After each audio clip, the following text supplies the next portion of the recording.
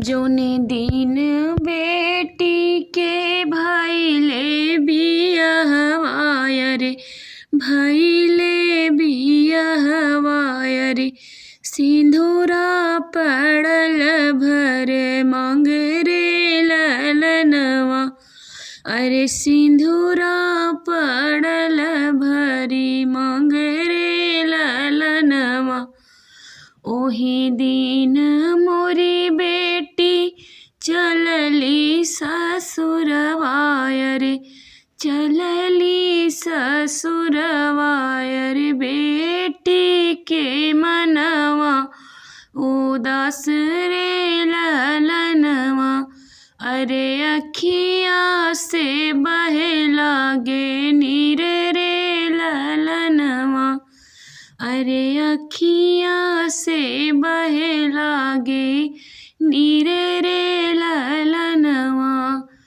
सभवा में बैठल बाबा मोरा रोवैया रे, बाबा मोरा रोवैया रे, अम्मा मड़उआ के बीच रे ललनवा। अरे अम्मा मड़उआ के बीच रे ललनवा। दुअरे जे बैठल भैया मोरा रोवैया रे, भैया मोरा रोवैया रे, भाभी अंगनवा के बीच रे ललनवा। अरे भाभी अंगनवा के बीच रे ललनवा। अपने पिया के घर जाओ ए बेटी, अरे जाओ ए बेटी, अरे हंसी खुशी रखिहा परिवार रे ललनवा। अरे हंसी खुशी रखिहा परिवार रे ललनवा। रोवेले चाचा रोवेली चाची, अरे रोवेली चाची, अरे रोवेली बहिनी तो हार रे ललनवा।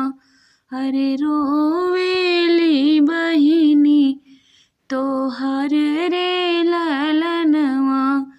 ना बोले सुगना हो ना नाचे मोरवा रे, नाही नाचे मोरवा रे, नाही करे मैना पुकार रे ललनवा। अरे नाही करे मैना पुकार रे ललनवा। बाबा जी आपन बेटी समझावैया रे, बेटी समझावैया रे, सुन बेटी अरज हमार रे ललनवा। अरे सुन बेटी अरज हमार रे ललनवा। तोहरे रोवे से बेटी फटी है करे जवाया रे, फटी है करे जवाया रे, हमसे सहल नाही जाई रे ललनवा। अरे हमसे सहल नाही जाई रे ललनवा।